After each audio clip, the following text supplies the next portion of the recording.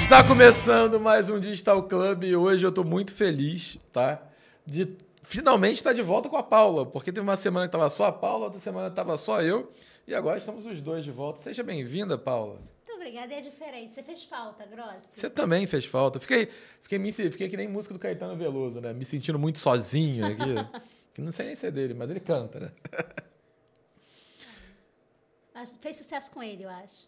Sei lá, que se dane também, Caetano Veloso. Mas, cara, seria interessante falar com você aqui, tá, Caetano? Quem sabe um dia, vamos lá. Adriel tá rindo. Quando ele tá rindo é porque provavelmente a gente vai ter que cortar alguma coisa. Não? Então segue adiante. E hoje eu tô muito feliz que a gente está recebendo aqui o Lucas, tá? Que eu conhecia porque ele participou do Chá Iniciativa Jovem com um projeto muito legal falando sobre impressoras 3D. Tá? Mas, cara, o nosso padrão aqui é não apresentar as pessoas, ok? Pô, Grosso, como assim vocês não apresentam? É porque a gente vai pular alguma parte, perder alguma grande história, e a gente já te pede desculpa de antemão se a gente interromper ao longo das suas falas. Porque, de repente, você vai tocar em alguma história que você vai falar, cara, isso daí é maneiro, conta mais dessa história aí, tá? Sempre nesse propósito, né? Aqui a gente vai construindo todo o podcast e falando enquanto ele vai acontecendo. Conta um pouco da sua história pra gente, cara. Beleza. Primeiramente, obrigado aí pela oportunidade, galera. Para quem não me conhece, o meu nome é Lucas Lima, eu tenho 26 anos, sou engenheiro mecânico, professor, mestre de gambiarras, sou cria lá do Complexo do Alemão. Então, cara, eu venho lá, desde moleque eu sou um cientista maluco, né? Já explodi meu quarto 2 vezes, sério, Nossa. já explodi. Eu fiz um reator de hidrogênio com um pote de palmito da minha avó. Com quantos anos? Com 16. Eu era maluco. Estou imaginando a cara da sua avó. Ainda, ela tava dormindo, acordou no Cara, susto, perguntou pra que serve um reator de hidrogênio? Você queria fazer algo tipo Tony Stark, assim? Era tipo um reator Ark, a parada? Não, tipo, eu tava estudando. Era a minha primeira vez estudando física e química na vida, com 16 anos. Eu era maluco. Aí, tipo, a minha professora falou: hidrogênio, combustível de foguete. E lá no subtópico, processos de como conseguir hidrogênio, eletrólise. Passar uma corrente elétrica numa solução salina. Aí eu fui no YouTube para ver como é que fazia eletrólise. Aí eu vi aquela época que tava aquele rebuliço, carros movidos a geradores de hidrogênio, e tinha aqueles caras que falavam carro movido a água. Mó mentira. Aí, beleza. Vi lá como é que se fazia. Eu falei, dá para dar uma adaptada na base da gambiarra aqui. E eu fui, peguei 2 parafusos aço inoxidável, um pote de palmito, fios, uma fonte ATX de computador, um cano de ar-condicionado, um pouquinho de água e sal e gerou hidrogênio. Apesar de nós termos a receita completa, ter deixado curiosidade, não faça isso em casa. Se tem criança assistindo, não faça não. E tipo, gerou hidrogênio. E como armazenar hidrogênio? Eu pegava, armazenava em bolhas de sabão, pegava o isqueiro, acendia, fazia aquela explosão linda. Aí na primeira, segunda, na terceira vez o fogo entrou dentro da mangueira, dava pra ver o fogo indo devagarinho. Quando chegou dentro do gerador... Explodiu tudo. Você gostava de fogo quando era criança? Sempre, né? Eu me amarrava em fogo, cara. Me amarrava em fogo também. Explodir é porque tá no caminho certo. E tipo... Explodiu, minha avó estava dormindo na sala, minha avó tem 70 e poucos anos, acordou e falou assim, o que foi isso? É um filme. Quando ela viu o quarto com vidro para todo lado, que o pote era de vidro, eu maluco, aquilo explodiu, poderia vir em cima de mim. Ela viu que o filme de terror era na casa dela. Aí falou, tu nunca mais vai fazer experiência nessa casa. Quando ela viajou para Minas, eu fiz de novo e explodiu de novo. Mas decorou, né? Até hoje você gravou serviu para alguma coisa. Então, desde moleque eu sempre fui envolvido com essa questão de gambiarra, tecnologia, porque eu era fascinado. E beleza, no colégio eu me formei em engenharia mecânica por livre e espontânea pressão, porque eu não queria ser engenheiro. Como você não queria ser engenheiro, cara? Eu não queria. Eu queria ser professor de história. Como você já era engenheiro antes, cara? Não, eu era maluco, ponto. Mas os melhores engenheiros têm esse perfil, não? Sim. Aí eu queria ser professor de história e eu tinha acabado de ganhar uma bolsa integral na faculdade que eu estudava, que era na Uniswan, que eu tinha feito um projeto que era apoiado pelo Rotary, que se chamava Olimpíada do Saber. E antes de terminar o ensino médio, eu já tinha uma bolsa na faculdade que eu fiquei em 3º lugar nesse projeto. Que legal, Parabéns. E eu virei pro meu pai e falei, ó, ganhei uma bolsa. Ele, 50%? Não dá pra pagar. Eu, não, é 100%. Ele, vai fazer engenharia?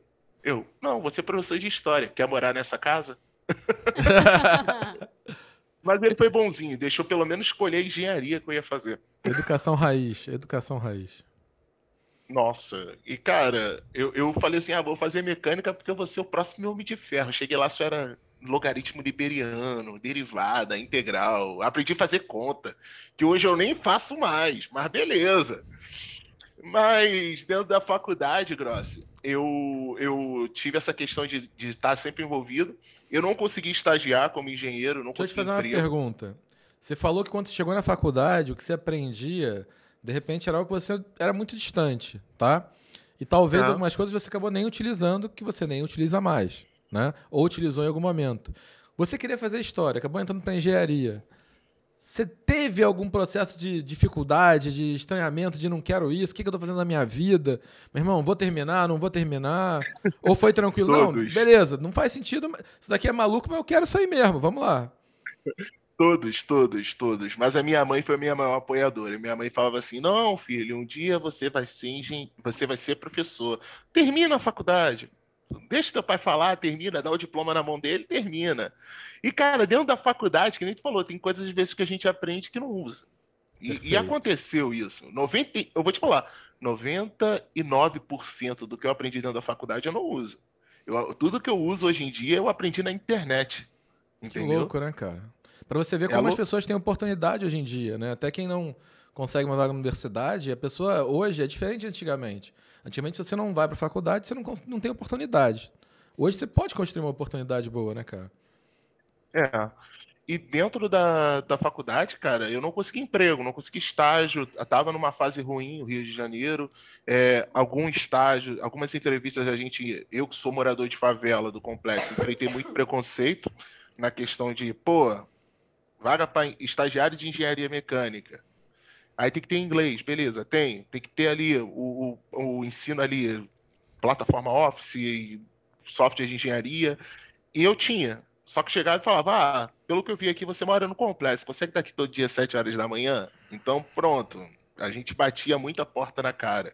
E eu fui estagiar de graça na faculdade para poder me formar. Nesse estágio, eu fui fundador de um laboratório de cultura maker, sem fazer a mínima ideia do que era cultura maker, mano. Não sabe, você tinha a mínima ideia que era cultura maker. Cara, meu irmão, são as melhores histórias, né, cara? E aí, como é que você descobriu isso? Foi a internet também. Internet é vida, né, cara? Você viu um vídeo na internet e falou, isso daí é maneiro, hein? Não, porque, tipo assim, eu tinha que fazer estágio. Eu sou obrigado a fazer estágio para terminar a faculdade. E nesse estágio, chegou o coordenador, que na época era o Carlos Henrique, me botou numa salinha. Na época, eu era bem maior. Agora eu tô na versão PlayStation Slim, depois da bariátrica. Então, numa salinha super pequena, com uma impressora 3D da marca MakerBot, que era uma gringa, bonita pra caramba, só falta fazer café de tão cara que ela é, e uma caixa cheia de Arduino, e falou, mexe nisso aí, é o teu estágio mexer nisso aí. Lucas, e para quem não sabe, o que é cultura maker? Porque assim como você não sabia na época, muita gente ainda não sabe o que é isso hoje. Falando em termos, tipo assim, técnicos, cultura maker e tradução totalmente do literal, é a cultura do fazedor. Você aprender fazendo com conhecimentos básicos de eletrônica, arte, serralheria, marcenaria e robótica, programação. É você construir coisas botando a mão na massa. Na minha vida, eu conheço isso como gambiarra. Perfeito. Só que cultura maker é mais gourmetizado, entendeu? E aí, se eu tiver errado, você me corrige, tá, Lucas? Mas nessa pegada de gourmetizar tudo isso, surgiu também cursos ensinando a cultura maker através de Lego para crianças. Sabia disso? Então, se você quiser ensinar o seu filho nessa cultura toda, pode fazer isso. Eu que estou esquecendo de mutar, né? Vou corrigir isso agora. Vai lá, Paula. Cara, é interessante porque muitas vezes a gente fica dando esses jeitinhos, né? E a gente não imaginava que isso poderia chegar a ter um nome chique, chegar a virar um curso, né? Bem isso, bem isso. E eu não fazia a mínima ideia do que era. Só falou assim, ó, Lucas, tu vai ser aí a nossa cobaia para fazer um laboratório maker na faculdade. Fui lá e fundei o laboratório Lab Maker da faculdade Uniswan. E dentro desse laboratório eu fiquei fascinado por impressão 3D. Foi meu primeiro contato, eu só tinha visto em vídeos na internet. Eu falei, vou ter um bagulho desse. Quando eu entrei no site Isso da foi em que MakerBot, ano? foi em 2018.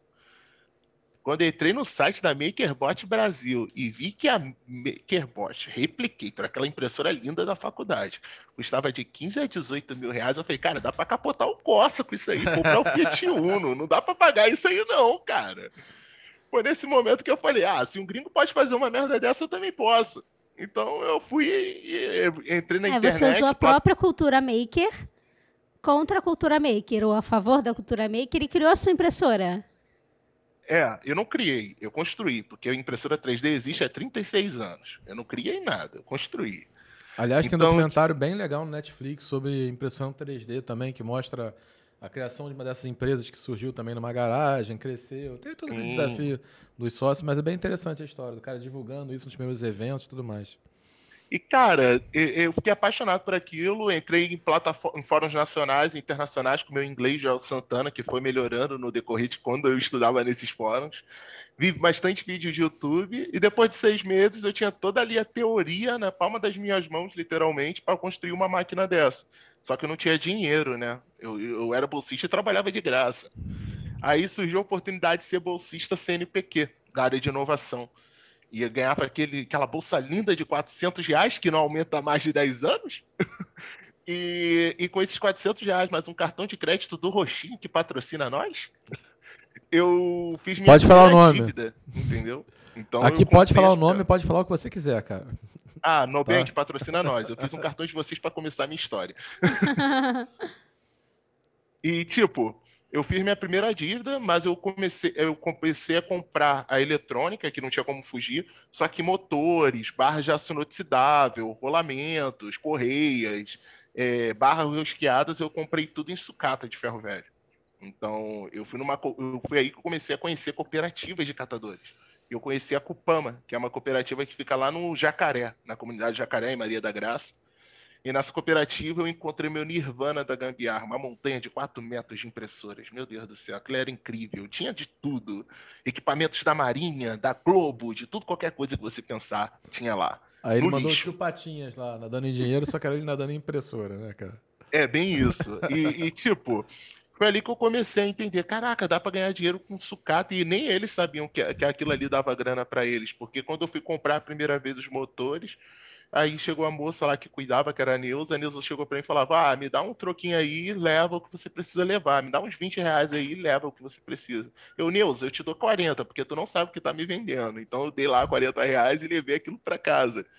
Então, depois de 2 semanas, eu construí minha primeira impressora 3D, gastando R$ 680,10. Melhor do que pagar 15 a 18 mil. Caramba! Que legal, Lucas. E aí você falou, cara, será que o cara que paga 15, ele resolve pagar 10 de mim? Vou te falar que eu ainda não pensava em empreender, Gross. Só fui saber o que era empreender depois de conhecer o Chá Iniciativa Jovem. Nem sabia como empreender, como fazer um canvas, como saber pesquisa de mercado.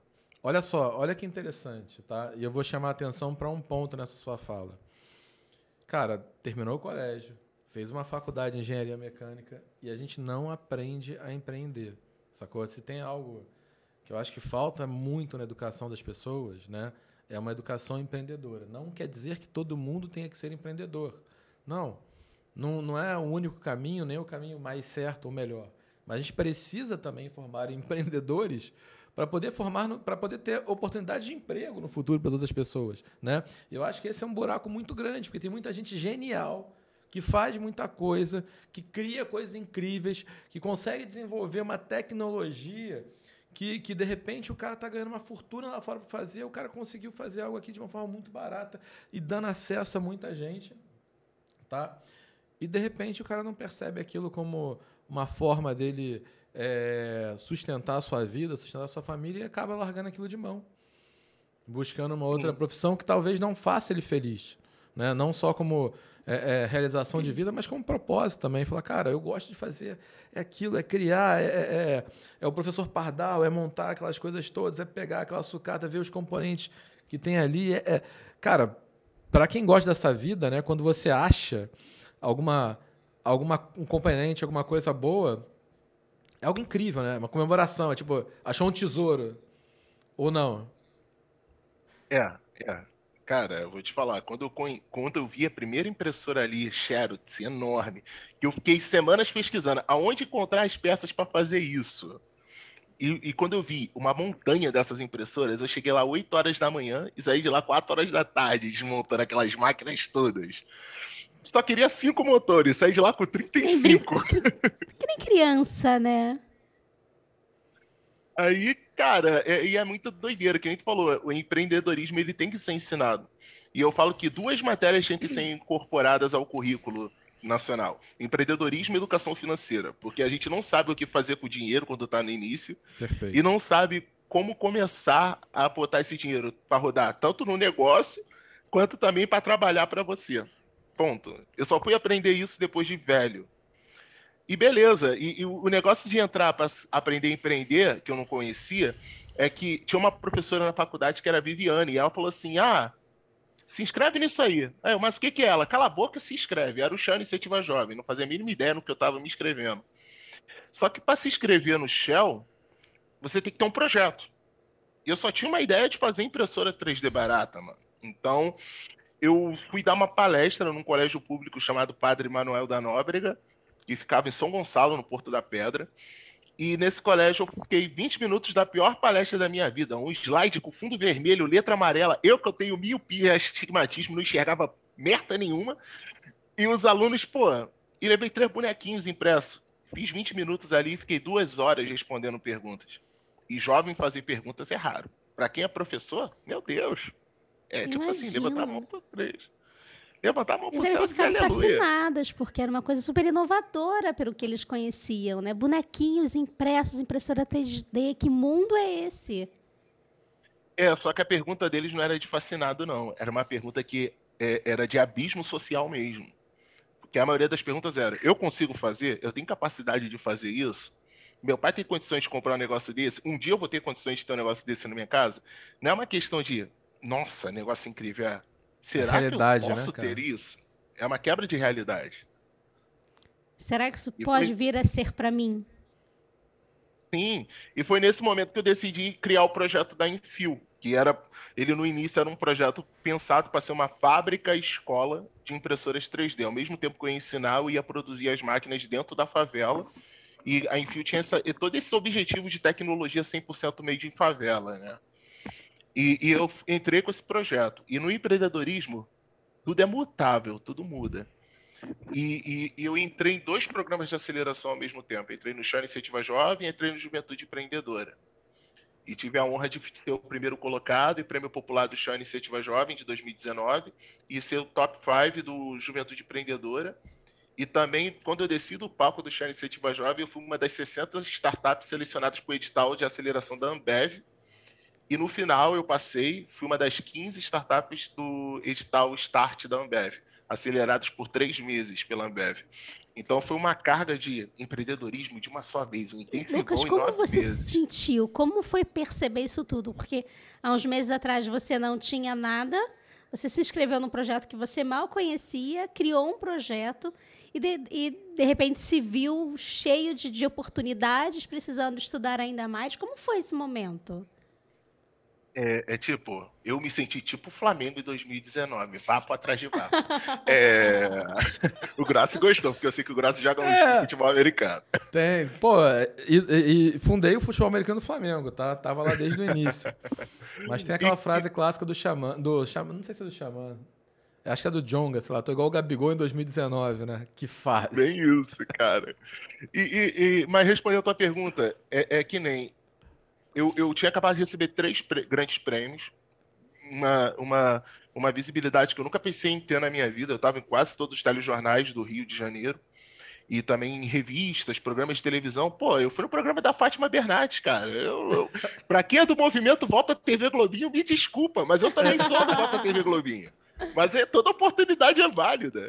Eu tive a chance de participar do programa do Luciano Huck e conhecer um dos maiores nomes quando se fala de futuro, que é Yuval Noah Harari. Respondendo a tua pergunta, eu estava em êxtase. Porque eram coisas que eu nunca tive acesso, entendeu? E aquilo aumentou o meu tesão em aprender. Então, eu comecei a gostar tanto de empreendedorismo que quando acabou tudo isso em 2020, veio a pandemia, etc., eu decidi, vou fazer uma pós-graduação em empreendedorismo de tanto que eu gostei, cara. Deixa eu Então, te fazer uma pergunta dessa etapa toda que você está contando aí, de tudo que você conquistou, né? Você falou da sua passagem, que você começou a dar palestra no colégio. Depois que você começou com a Enfio com o propósito de ensinar essas pessoas. Quando as pessoas começaram a te ver, de repente, na Fátima Bernardes, Luciano Huck, nessas matérias todas, conquistando essa vaga na Ambev, conquistando esses prêmios no Shell, você viu o resultado da sua conquista nessas pessoas? A inspiração que elas estavam? Conseguiu? Isso já acontecia aí? Isso aconteceu aí? Como foi isso para você, entendeu? Porque como o seu propósito era impactar a vida dos outros, cara, quando você começa a ter sucesso, quando você caminha para esse sucesso, né? Eu acho que o sucesso é uma caminhada que a gente faz ao longo de toda a vida. Eu acho muitas vezes que ele inspira as pessoas ao redor. E às vezes inspira com exemplo, que é muito mais do que com palavra, né? Acho que com palavra qualquer um pega o Instagram e vira um guru falando qualquer coisa. Mas você inspirar com o teu exemplo, eu acho que é algo incrível, né? E acho que tudo que você conquistou, eu acho que é um grande exemplo, né? Eu falei até com ele antes aqui que uma das ideias do nosso podcast é justamente fazer com que essas histórias sejam ouvidas por mais pessoas, para também inspirar mais pessoas, né? Criar mais oportunidades, saber que tem gente que pode, e até criar, sei lá, um mundo mais acessível, falar, cara, quero empreender também, quero fazer... Estou pensando, adoro impressão 3D. Com quem eu falo? As pessoas não sabem com quem falam. A gente não tem referência. Não sei se você tinha referência na engenharia mecânica. Falar assim, cara, vou fazer engenharia mecânica porque tem essa pessoa que é um super engenheiro mecânico e tudo mais. Cara, a maior parte das pessoas que eu conheço que vão para a faculdade falam assim, mas quem é a tua referência nesse mercado? Não tem, cara. É distante, né? E a gente tem pessoas maravilhosas. E por que essas histórias não estão sendo contadas, né? Mas aí deixa eu voltar para a pergunta, porque eu já estou falando demais também, né? Para variar. Não, beleza. Depois disso, a questão de ser visto por outras pessoas como referência aconteceu. Muitos jovens vieram conversar comigo para entender como funcionava aquele bagulho lá, todo azul, aquela máquina lá funcionava. Então teve essa parte de, pô, muita gente me mandava mensagem, cara, muita. Caraca, Lucas, referência, pô, representou a favela e tal. E só que, tipo assim, quando você ganha uma certa visibilidade, tu traz uma visibilidade tão boa quanto ruim. Cara, eu enfrentei muito preconceito, porque a gente fala no mercado de tecnologia, o meu biotipo social não está inserido praticamente nesse mercado, é coisa muito difícil de se ver. Então eu recebia muitas mensagens falando, pô, tu ganhou essa visibilidade toda porque tu é da favela, porque tu é preto, porque tu é vitimista. Então, pô, teve muita coisa disso também, mas teve muitos resultados positivos, tipo... O colégio, que eu tanto falo que é o Padre Manuel da Nóbrega, toda palestra que eu dou, eu falo do colégio. E os alunos se sentem representados. Tanto que eu voltei lá 1 ano depois de tudo ter acontecido. Eles falam, tu só é hoje por causa da gente, hein? Então, cara, é uma coisa maneira. Então, pô, hoje eu tenho a possibilidade de ajudar outros jovens a ter a mesma oportunidade do que eu, entendeu? Por isso que eu criei a Enfio. Eu quero criar essa escola. Pô, hoje... Tenho 3 impressoras minhas em 3 ONGs no Rio de Janeiro, entendeu? E as impressoras são utilizadas em aula de robótica, em aulas de, design de produtos. Então, cara, é algo legal de ser feito. E ter essa visibilidade e o jovem se espelhar em você é bom demais, porque aquilo ali, teu trabalho está tendo retorno. Meu avô falava que dinheiro é bom demais, compra felicidade sim, mas deixar um legado é melhor ainda, entendeu? Claro. E é esse que é o rolê de se fazer tudo isso. Perfeito. E só para deixar registrado, é bom mesmo, tá? Mas não é o fim. É o que eu falo para todo mundo. Cara, é muito bom, ganhar dinheiro é muito bom, trabalho para ganhar dinheiro, queira ganhar dinheiro, sacou? É bonito ganhar dinheiro honestamente, tá? Mas não é o fim, não pode ser o fim da sua jornada. Eu acredito muito em propósito, cara. Porque se o objetivo for dinheiro, quando você não conseguir, você se frustra. É outra parada. O propósito, ele te motiva até quando você não tem o dinheiro. né? O dinheiro é o bônus, Graça. E como está esse projeto hoje, Lucas? Show. Então, beleza. Aconteceu tudo aquilo, 2020 veio a pandemia, eu dei uma parada, mas eu trabalhava como voluntário num projeto chamado SOS 3D Covid-19, onde que uma união de vários makers do Rio de Janeiro, a gente conseguiu distribuir para o Estado, sem R$ 1 de verba pública, mais de 24 mil face shields feitos em impressoras 3D e corte a laser em todo o Estado. Então, a gente supria a demanda dos hospitais. Ponto. Então, tipo, a gente não usou R$ 1 de dinheiro público para isso, Grossa. Tudo doação de pessoas físicas. Por favor, governador, que eu não sei nem mais quem é, porque muda cada dia aqui do Rio de Janeiro, prefeito, sacou? Esse esforço todo agora tem que ser reconhecido, cara. Por que eu não tô vendo isso tudo na televisão, sacou? Por que todo mundo que colaborou tanto nesse processo, a gente não conta essas histórias? Ano que vem é ano eleitoral. Aí todo mundo vai querer chamar alguém para tirar foto, para dar um abraço. Mas, cara, a história de quem fez todo esse trabalho sem R$ 1 de dinheiro público, né? Por querer... a gente estava falando antes, cara. Eu estava falando, não vou repetir isso pela milésima vez nesse podcast, não. Mas eu acredito que o futuro melhor mora em quem, Paula? No empreendedor. Mora no empreendedor, cara. Porque vocês... São essas pessoas, sacou? Que estão todo dia acordando, pensando em resolver problemas e melhorar a sociedade. E, claro, ganhar dinheiro fazendo isso tudo, porque a gente precisa sobreviver também, a gente quer viver bem, quer comer bem, quer comprar equipamento, quer comprar videogame. É isso mesmo. Pronto. Você falou que sem uma verba, né? Mas e a mão de obra? Foram alunos, foram parceiros, foram amigos? Como você conseguiu captar essa mão de obra? O projeto não era meu, eu só era um voluntário do projeto inteiro. O projeto ele era organizado pelo Tiago e pela Fernanda. E a Fernanda, ela quem fazia toda a administração disso. Então, a gente teve várias faculdades, vários laboratórios de escolas, vários makers espalhados pela cidade. Voluntários, mais ou menos, sem noção? Eu não vou saber te dizer que eram muita gente. Então, eu só era um deles. E eu era um que, eu tinha um foco... Eu morava no Complexo do Alemão. E como é que funcionava a logística? Você fazia os face shields, levava para a PUC na Gávea, e lá eles faziam a distribuição com os diretores de hospitais, com o pessoal de UPAs. E, cara, eu morava do lado da UPA do Alemão. E para eu ir para a PUC do Alemão é um rolê, gente. Na moral. Porque eu gastava R$ 70 de Uber ou 4 busão para chegar na Gávea. E o que aconteceu? Eu fui um dia buscar um remédio para minha avó de hipertensão na UPA do Alemão e cheguei lá, não tinha face shield, não tinha equipamento de segurança para os médicos, estava tudo em falta, não tinha álcool em gel, não tinha nada. Aí eu cheguei e falei, Fernanda, eu vou ajudar só aqui na comunidade mesmo, porque é o que eu posso fazer em vez de levar tudo para a PUC. E eu comecei ali a produzir face shield no meu quarto.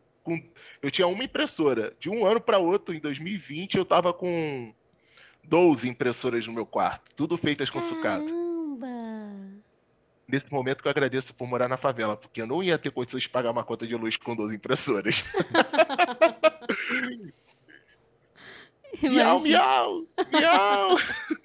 Então, nesse momento, eu pegava ali minhas impressoras trabalhando 20 horas por dia e comecei a fazer face shield para a UPA do Alemão, ou para a UPA ali de Ramos, ou para o pessoal de movimentos voluntários que levavam alimentos nas favelas.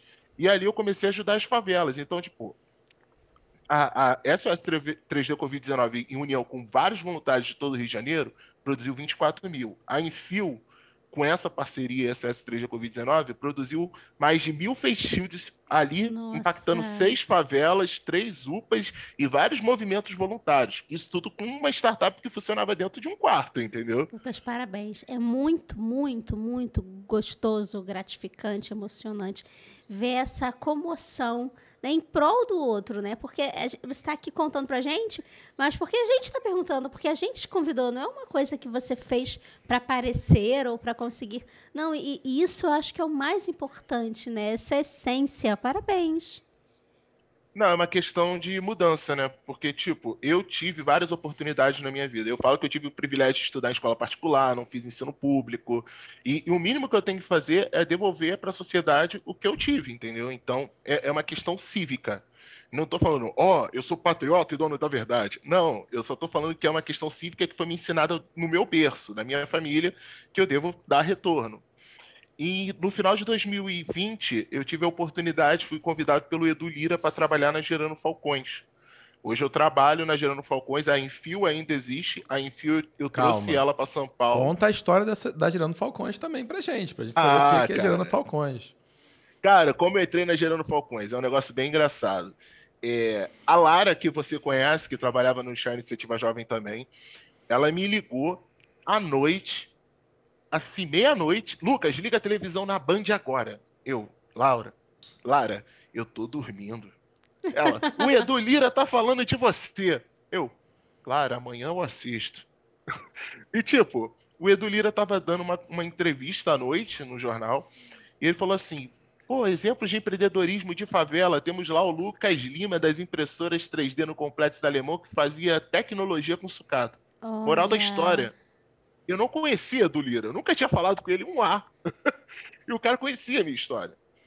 Aí no dia seguinte, tinha uma reunião do Young Leaders, que a Lara também fazia ali a administração daquela reunião, e falou, Lucas, eu vou tentar te colocar dentro, que o Edu Lira vai estar a aula no dia seguinte. Aí eu, coloca lá. Aí, tipo, tô lá assistindo como ouvinte, e ele, exemplo de empreendedorismo, Lucas Lima, do Complexo da Alemão, que faz impressão 3D. Eu, pô, Edu, fala aí, cara, sou eu, mano. Ele não sabia que você era você. Não sabia. Eu, pô, Edu, beleza, obrigado aí por falar do meu trabalho. Ele, ué, quem é você? Eu, não, sou o tal do Lucas Lima, cara, que você tá falando aí, mano. E ele, pô, caramba, Lucas, é tu mesmo, eu sou. Ele, pô, faz 6 meses que eu escuto falar da tua história. Ele não falou comigo até hoje, mano. Aí, beleza. Ele começou a falar dos projetos da Gerando Falcões, e ele falou um projeto em si que era o Favela 3D, que é um projeto de reurbanização de uma favela inteira, com impacto social, com impacto urbano, com impacto também econômico, com ensino ali de dinâmicas de empreendedorismo e abrir também a questão de mão de obra dentro da comunidade. Eu falei, cara, isso daí é o projeto perfeito e me bota ali no cantinho ali, ó, da parede para eu poder assistir, entendeu? Eu só quero assistir a construção disso. Ele, não, bora fazer melhor, participa da construção disso. Aí uma semana depois, Lucas, topa fim para São Paulo? Eu, hã? Ele, ó, eu tô no Rio, tá em casa? Tô. Aí foi lá em casa, no Complexo do Alemão. Aí começou a conversar comigo, ó, bora pra São Paulo, bora trabalhar como engenheiro pra mim? Eu, bora. Aí pronto, fui contratado pra Gerando Falcões. E você tá há quanto tempo em São Paulo? Vai fazer outubro, 11 meses. Cara, e como é que tá esse projeto aí? Porque você pensar em reurbanização de uma favela através da impressão 3D é algo fantástico. Você consegue levar dignidade, mais dignidade para essas pessoas, você consegue levar uma vida melhor, você consegue levar uma estrutura para ela morar que seja talvez mais segura do que muitos ambientes que existem por aí, que às vezes sobem de forma irregular, né? E você ensina uma profissão para eles, vocês ensinam oportunidade, você abre portas para eles trabalharem, empreenderem em diversos locais, né? A gente está vendo aí...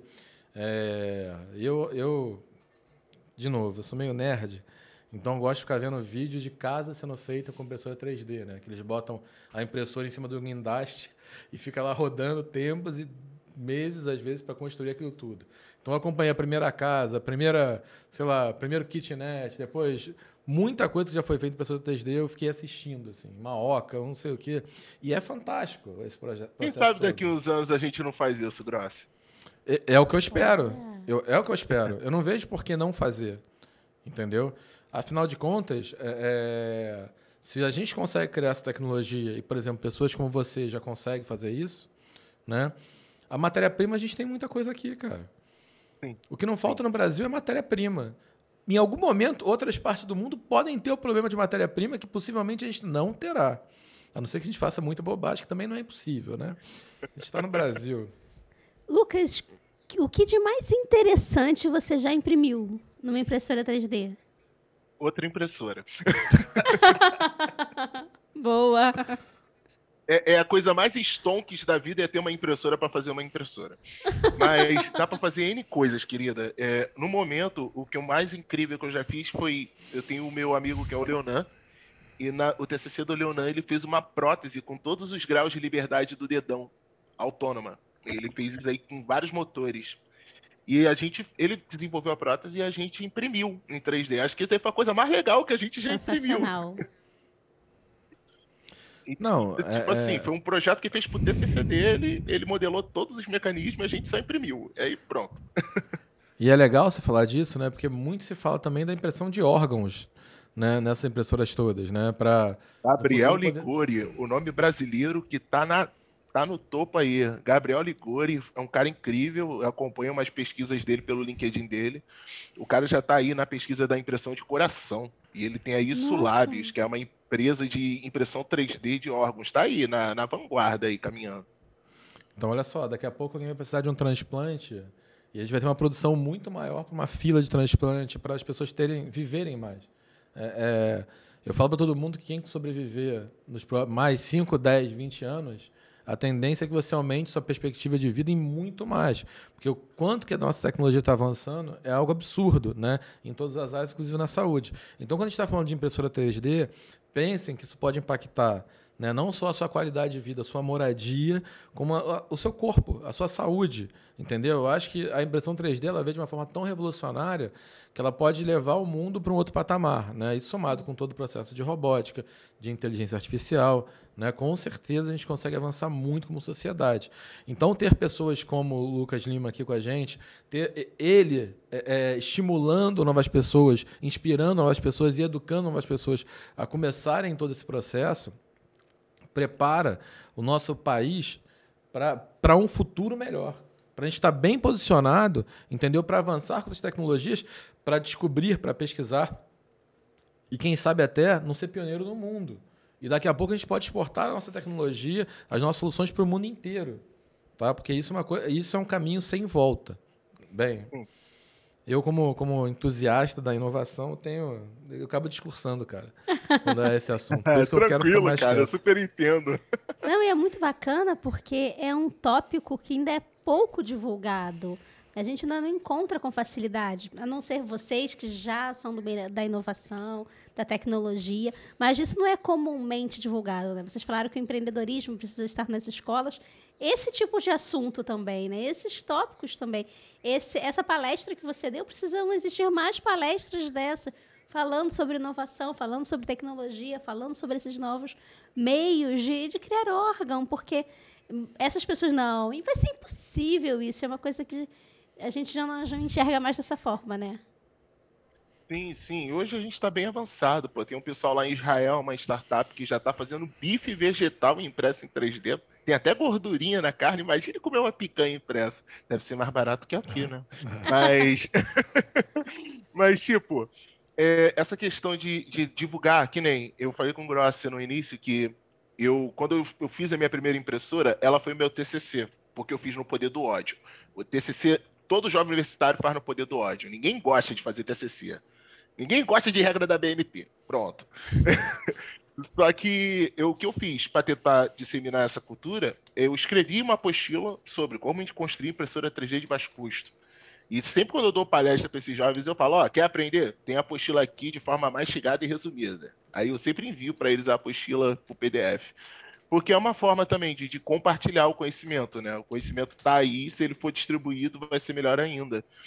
E, tipo, essa questão de sempre trabalhar com pouco e desenvolver muito, foi sempre minha realidade, que nem ali atrás eu falei com o Grossi no início. Tá vendo aquela máquina ali, ó? Aquela máquina com painel verde? É uma máquina que pega garrafa PET e transforma em filamento de impressora 3D. É uma máquina que eu estou testando essa semana, terminei ela ontem de ontem. Quando ele fala testando, é desenvolvendo, tá?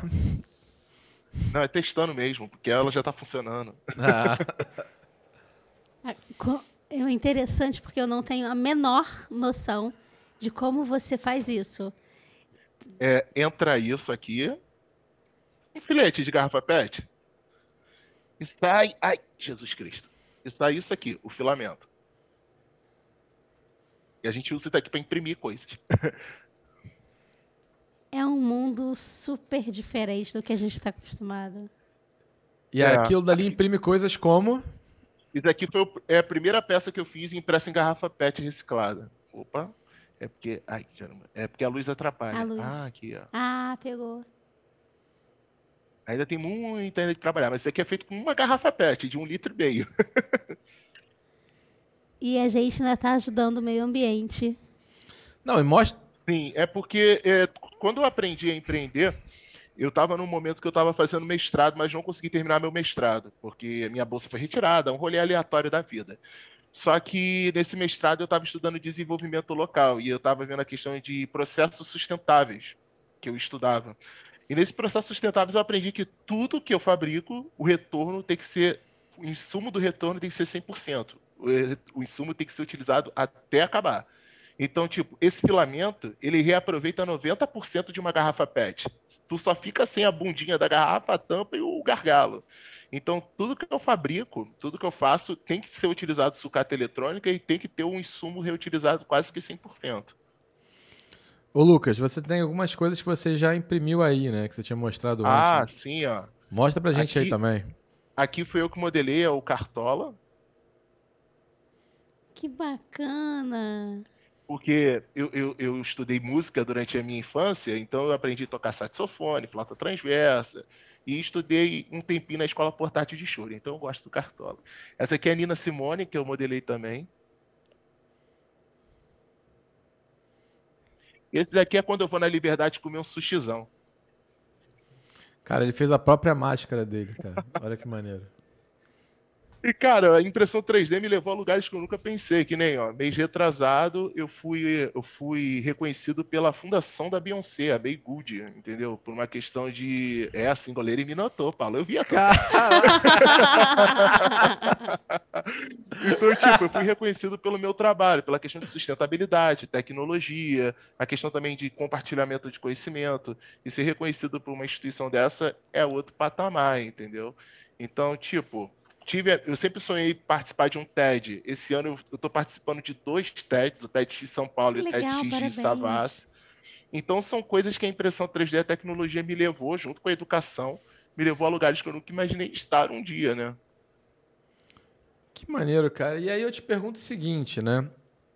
Você está contando tudo que já aconteceu, tudo que está acontecendo, do projeto que você está participando, né? Do porquê você está agora em São Paulo. Mas e os próximos passos? O que você vê para frente? Eu tenho um sonho. I have a dream.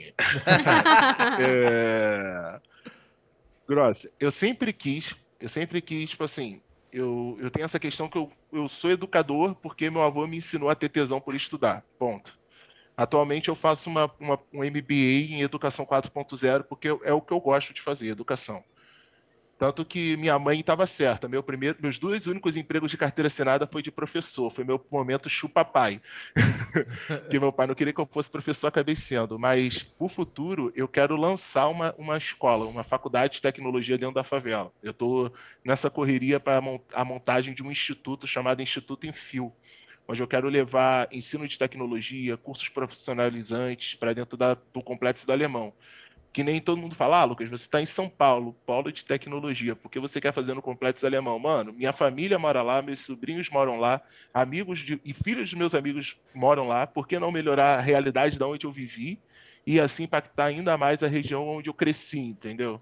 Então eu estou com essa meta de fundar essa instituição de ensino, fundar essa faculdade da quebrada.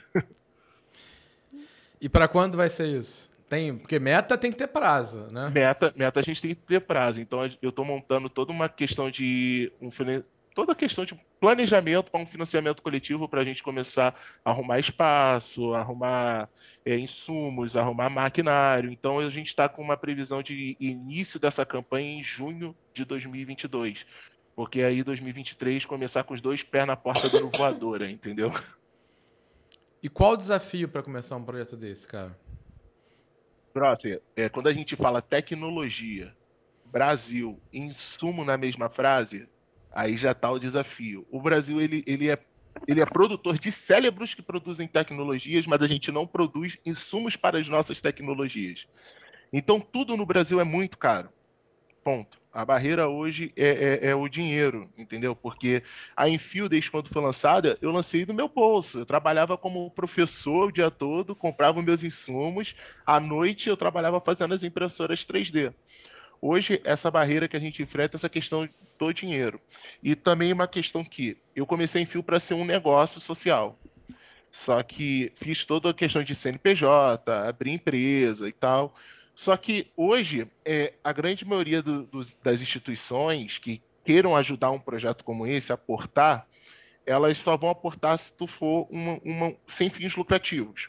Então, hoje, o maior desafio de querer começar um negócio desse do zero, mesmo se você tendo uma empresa, é que se você quer receber apoio de outras empresas para causar impacto social através delas, você tem que virar uma instituição, um instituto, uma ONG.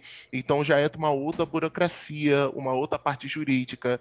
Então, isso aí são pequenas barreiras que a gente vai ultrapassando. Atualmente, até o final desse ano, toda a parte jurídica aqui já está resolvida para a gente começar toda a parte já de financiamento coletivo. Cara, eu tenho uma outra dúvida. Você quer perguntar também, Não, Paulo? pode falar. Porque eu já vou puxar para um outro tema quase. Tá. Então, é o seguinte, cara. A gente vê que esse mercado da indústria de 3D, da impressão de 3D, ela é revolucionária e ela vai tomar todo o mercado. Então, posso estar errado, mas acredito que não esteja. Todo o nosso mercado, por exemplo, de sapato, daqui a pouco tudo vai ser produzido por impressora. A sua roupa vai ser produzida por uma impressora 3D. Tá? Cada vez mais com o avanço das tecnologias, se tornando mais rápido, ganhando mais escala nesse processo, mais qualidade. Cada vez a gente consegue imprimir em 3D mais materiais e materiais diferentes. Tá? Então, se você pensar que a indústria do mundo ela vai ser produzida e criada cada vez mais dentro desse ambiente de impressões 3D, não tem por que um projeto desse não crescer absurdamente. E aí a pergunta que eu quero te fazer é porque eu não tenho noção disso. Como é que está essa revolução na indústria hoje em dia e como é que o Brasil está? Em que momento está o Brasil diante disso tudo? Entendeu? A gente pode ser pioneiro nisso? A gente está muito atrasado no mundo? Ou a gente tem ideia disso? Não dá para saber? Entendeu? Como é que está isso tudo? Pô, Grosso, boa pergunta. Tipo assim, Se eu tiver falado bobagem, me corrija. Aqui é para aprender mesmo. Não. Tipo assim, o Brasil, ele movimenta, se eu não for, a última pesquisa que eu li pela IBP, alguma coisa assim, o Brasil, ele movimentou só no ano de 2020, 20,5 bilhões de reais, milhões de reais, só na área de indústria 3D, em projetos de impressão 3D. Então, tipo, a impressão 3D é o futuro da indústria. Que nem tu deu o exemplo completo de um capítulo do livro do Yuval Noah Harari, que ele fala dos processos produtivos no futuro, que a mão de obra praticamente não vai existir, a impressora 3D está aí para isso. Então, sim esse futuro, só que muito essa questão que as pessoas ficam assustadas. Mas, pô, a impressora 3D vai tirar meu emprego. Não, gente. Você tem que se atualizar para o futuro também, entendeu? Então, por que não? Você não pode virar o técnico da máquina que você pensa que vai tirar teu futuro. Aí a máquina trabalha para você o resto da vida. Mas o Brasil, ele não está muito atrás. Tem N pesquisas aqui no Brasil, com utilização de vários materiais. Tipo, tem o professor Cataldi da UF de Niterói, que ele tinha um projeto que ele fazia filamento com garrafa PET triturada e reutilizava esse filamento dentro da faculdade. As indústrias hoje estão utilizando a Ambev, a Heineken no Brasil, ela não compra ferramenta, ela imprime ferramenta. Por quê? É mais vantajoso ela imprimir uma peça no setor produtivo dela do que ela comprar fora do país, pagar imposto, pagar a logística e demorar dias para chegar. Sensacional. Entendeu? A Ambev também faz a utilização da impressão 3D dentro do setor produtivo dela. A impressão 3D está na indústria, todos os lugares, cara. E ela ainda vai dominar. Ainda tem aquela questão de ela ser um processo demorado. É um processo demorado. Não é como a gente vê no YouTube, não é aquela ilusão do cabelinho saindo e imprimindo tudo na velocidade da luz. Mas hoje a gente está chegando numa tecnologia que a gente consegue imprimir pelo menos 1000 milímetros por segundo. Antes que a gente só conseguia imprimir 40 milímetros por segundo, entendeu? A gente já está avançando pra caramba. Então, o Brasil ele não está atrás, cara. O Brasil movimenta muita grana com impressão 3D. O Brasil tem várias indústrias de produção de filamento e impressoras 3D, sendo que, para a gente produzir uma impressora 3D brasileira, a gente enfrenta uma questão muito econômica, que é a parte dos impostos. Infelizmente, aqui no nosso país, a gente paga mais imposto do que qualquer outro quando o assunto é importação, cara. Eu falo isso com naturalidade, porque a peça que na China custa vou dizer aqui, um motor de passo que na China custa no máximo R$ 35, o mesmo motor de passo, uma unidade no Brasil, eu pago 80, entendeu? Então, é difícil você fazer produção nacional. Se tivesse uma política de produção tecnológica no Brasil que abatesse o imposto, o Brasil teria N empresas de desenvolvimento de tecnologia. Outra coisa que eu acho que atrapalha aqui no Brasil no desenvolvimento dessa área é o seguinte: pessoas como eu, como você, Grossa, que são aficionados por tecnologia e também querem trabalhar com isso, infelizmente você não pode ter um MEI, porque a legislação brasileira não bota a categoria de tecnologia dentro do MEI. Você é obrigado a abrir uma empresa limitada, pagar até 15,5% de imposto para poder fazer alguma coisa. A minha empresa é uma empresa de pesquisa e desenvolvimento. Se eu não tiro 11% do meu Prolabore, toda a nota fiscal que eu faço é 15,5%, mano. Tipo assim, se botasse uma categoria no meio de inventor independente, pô, a quantidade de pessoas que não abririam empresas para colocar sua ideia em realidade, tirar do papel, entendeu? Então, esses aí são alguns desafios dentro da tecnologia, mas a questão da impressão 3D na indústria está em todo lugar hoje no Brasil. Lucas, isso para vocês conversarem ainda é uma coisa mais simples. Mas nós temos empreendedores aqui no Digital Club dos mais variados segmentos e níveis de empreendedores, né? Alguns iniciantes, alguns mais experientes na área do empreendedorismo. E para eles, esse assunto já começa a ser mais complexo. Para quem está querendo começar a entender melhor esse mundo da inovação, esse mundo da tecnologia, qual o primeiro passo, por onde eu começo, quem eu sigo?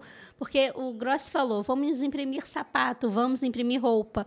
Então, alguém aqui faz artesanato, que está ouvindo, assistindo esse podcast, já vai dar aquele friozinho na barriga e também, claro, somos empreendedores, aquela vontade de se antecipar e aprender logo em relação a isso.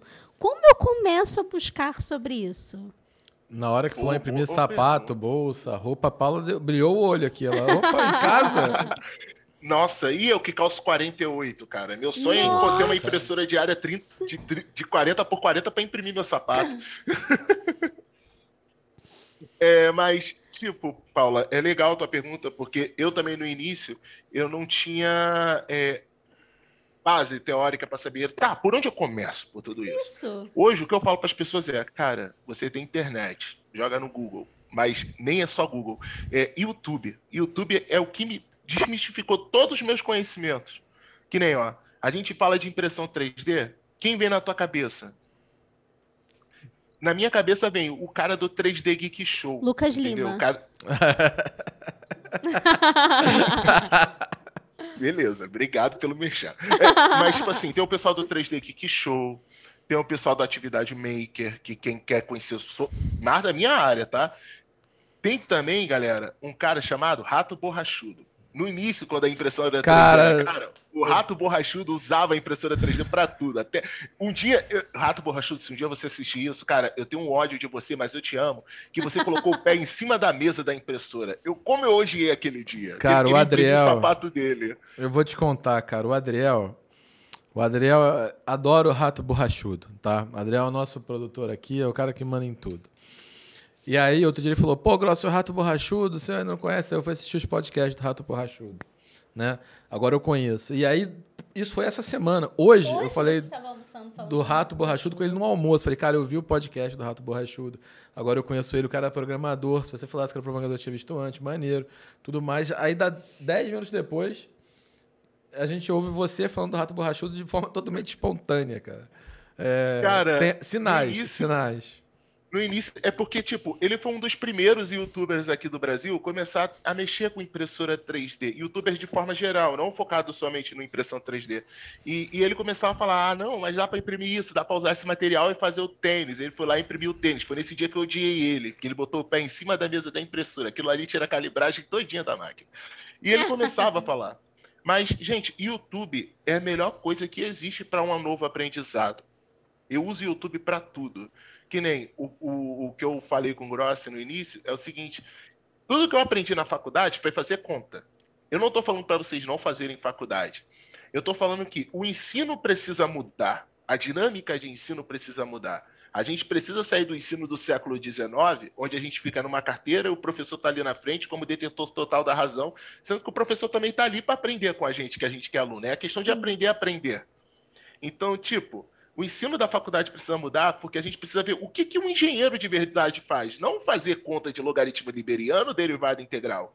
Porque na faculdade eu aprendi isso. Tudo que eu aprendi hoje sobre tecnologia, programação, impressão 3D, eu aprendi no YouTube, cara. Então, tipo, quer conhecer o mercado de onde você vai entrar, quer conhecer mais sobre tecnologia, assista muito vídeo no YouTube. Porque aquilo ali é uma fonte interminável de informação. Tem informação muito boa e muito ruim. Você tem canal, Lucas, no YouTube, para que a gente possa acompanhar tudo isso? Eu não tenho, não. Mas o Grossi já puxou minha orelha e falou que era pra eu fazer. Não, Cara, eu creio que eu tava fazendo o melhor dos merchans aqui. Pra mim era óbvio que você ia falar que tinha. Eu ia ficar assistindo no time-lapse você fazendo sua impressora. Não, e o pior... E o vídeo do YouTube é monetizável. Então já pode começar a ganhar o dinheiro pro projeto do Instituto e tudo mais, cara. Eu não sei o que você tá esperando pra fazer isso, cara. Ó, já vou pegar esse gancho, Lucas. Se você não sabe por onde começar a criar todos esses canais digitais, o nosso patrocinador aqui do Digital Club pode te ajudar. Nós temos o Instituto Brasileiro de Presença Digital, que vem ajudando milhares de empreendedores, assim como o Lucas, que tem uma grande oportunidade na mão e ainda não deram o primeiro ou o próximo passo. Então, se você ainda não conhece, aqui na nossa bio vai estar escrito o link do Instituto Brasileiro de Presença Digital. Somos uma instituição onde ajudamos empreendedores a não só ter uma presença digital, mas também ter uma atitude digital, conseguir monetizar seus canais, conseguir vender mais, aumentar sua audiência, criar uma imagem, um reconhecimento por meio das plataformas digitais. YouTube, Instagram, TikTok, LinkedIn, a que fizer mais sentido para o seu negócio. E como o Grossi falou, a gente não pode perder tempo em relação a isso. Nem você, nem quem está nos assistindo ou nos ouvindo. Então, já conheça o Instituto Brasileiro de Presença Digital. Cara, a Paula é especialista em venda, sacou? Se quicar uma bola... meu irmão... eu não podia deixar passar o merchan também. Não podia. Nossa, meu Deus do céu, a Polishop tá tremendo assim pra contratar. Sensacional. E aí, ô Lucas, eu queria te fazer... A gente tá chegando no final, né? Tá batendo 1 hora e a gente geralmente fecha em 1 hora o tempo, né? Porque é o tempo de deslocamento. Você tá indo do Rio para São Paulo aí, você vai ouvir um podcast desse no avião, você tá pegando um busão lá, ouve no trânsito, né? Tá indo no Spotify, para quem tá ouvindo, tem no Deezer, tá imprimindo Anchor. Um tênis. Isso, YouTube tá imprimindo alguma coisa na sua impressora 3D, dá para ouvir. Mas eu queria fazer uma última pergunta minha. Depois a Paula pode fazer a dela também. Você pode falar o que você quiser também, sem problema nenhum. Cara, você acha que no futuro vai todo mundo ter uma impressora 3D em casa? Todo mundo vai ter um lado de engenheiro também? De designer também nesse processo? Como é que você vê o comportamento das pessoas do futuro, das famílias, né? Isso impactando a nossa convivência? Pô, Grossi, tem uma frase de um escritor que eu me amarro, que é o William Gibson. Ele fala assim, o futuro já está aqui, só não está uniformemente distribuído. E, tipo, eu acredito muito nessa frase. Engraçado, essa frase foi escrita há mais de 10 anos atrás. E ela é super atual. E o que acontece? Espero que não continue sendo daqui a uns anos.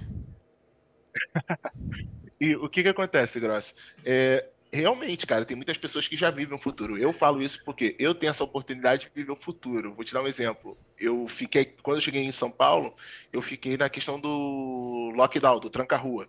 E do lockdown, eu não podia sair para comprar as coisas aqui para cá, tinha acabado de me mudar. Cara, eu precisava de uma saboneteira, eu imprimi a saboneteira do meu banheiro. Então, cara, isso aí vai ser uma realidade no futuro. As casas vão ter impressoras 3D. Hoje, a impressora 3D está mais acessível do que quando eu comecei. Entendeu? Hoje tu consegue comprar uma impressora 3D. Não tem tanto tempo assim que você começou, pelo que você contou, né? Não, e ele contou que já não faz mais tanto barulho, porque antigamente era muito barulho. Bota uma placa 32 bits, tá tudo certo. Meu envolvimento com impressão 3D já tem 3 anos. De 3 anos para cá já baixou bastante o valor de impressoras 3D. Hoje você consegue, em vez de tu chegar pro teu filho e falar, tu quer uma impressora 3D ou tu quer um PlayStation 4? Porque dá para comprar uma impressora 3D em vez de um PlayStation 4. Às vezes ela é até mais barata que um PlayStation 4. Eu já não tinha essa noção. Tem impressora 3D a partir de R$ 1.399. Então, tipo, hoje a impressão 3D ela tá ficando cada vez mais barata e daqui a pouco ela vai estar em todas as casas. Só que depende dessa questão da distribuição desse futuro. Pessoas têm que ter mais acesso, pessoas têm que saber o que é uma impressora 3D. Sim. Tipo, a galera lá da minha comunidade só foi saber o que era uma impressora 3D depois de ver a visibilidade do meu trabalho. Muitas pessoas não faziam a mínima ideia de como funcionava aquilo, entendeu? E olha que você ainda não criou o YouTube, né?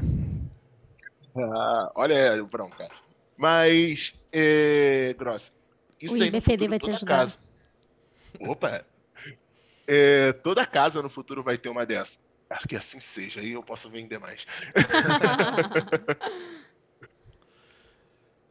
Paula, considerações finais, perguntas? Lucas, foi um prazer, confesso que eu conhecia muito pouco, né? O Grossi vive, como ele falou, ele é um entusiasta, conta isso tudo super empolgado. Sem te conhecer, eu já te conhecia, porque no almoço foram só elogios para o Lucas Lima. Tentei te achar no Instagram, mas eu só achava o marido da Sandy. Confesso que foi um grande prazer te encontrar aqui, conhecer Ou o ainda jogador mais. do Palmeiras, que todo mundo fala. Esse aí eu não reconheci, não. Mas foi um prazer. A Paula só reconhece quem tem mundial. Só. Parabéns pela sua jornada, parabéns pela sua história. Que você continue inspirando outras pessoas, que você continue ministrando, conduzindo essas palestras nessas escolas, que o seu projeto decole o quanto antes, porque com certeza você está transformando vidas e fazendo a diferença. Parabéns. Cara, dá teu recado final aí, manda tua mensagem, manda o teu alô, o teu salve, faz a tua propaganda, fica à vontade aí, cara. Valeu, Grossi. Paulo, obrigadão também. É um prazerzão. Pessoal, foi um prazer. Eu vou deixar aqui minhas redes sociais, meus arrobas. Então, tipo, quer me encontrar no Instagram? É @LucasLima com 2 L's 3D. E quer encontrar um pouquinho mais sobre a Infil, conhecer um pouquinho mais sobre o nosso trabalho? É @Infil, INFILLRJ. Aí vai estar lá falando sobre o meu trabalho, sobre as ações que a gente promove e sobre como vai ficar esse projeto incrível no futuro. Mas, gente, foi um prazerzão estar aqui, tendo essa presença, tendo essa oportunidade de fala com vocês. E tamo junto e até uma próxima. E eu fico à total disposição de vocês se tiver uma próxima também. Muito obrigado, meu amigo. Muito obrigado, tá, por toda a sua atenção, pelo seu sim de imediato, pela sua presença. E haverá próximas, né? Vamos usar o português correto. Tem um professor aqui do meu lado. Haverá próximas, com certeza, até para divulgar o Instituto, né? Para a gente poder falar sobre isso. Nossa. Beleza? Sucesso. Valeu, e meu conta querido. com a gente nessa jornada, cara. E você que está aqui conosco, que ainda não se inscreveu nesse canal, se inscreva aqui no nosso canal. Você que está ouvindo o nosso podcast por alguma das plataformas, já deixe seu like, deixe sua curtida, encaminhe esse podcast para outras pessoas que também vão se beneficiar, conhecendo um pouco mais todo esse mundo da tecnologia e vendo como existem possibilidades para os seus negócios. Temos excelentes outros podcasts para você aqui no canal do Digital Club. Então, acesse para você, independente da sua área de atuação, com certeza vão ter outras histórias inspiradoras aqui nesse canal. E até breve, na próxima semana, tem mais um Digital Club.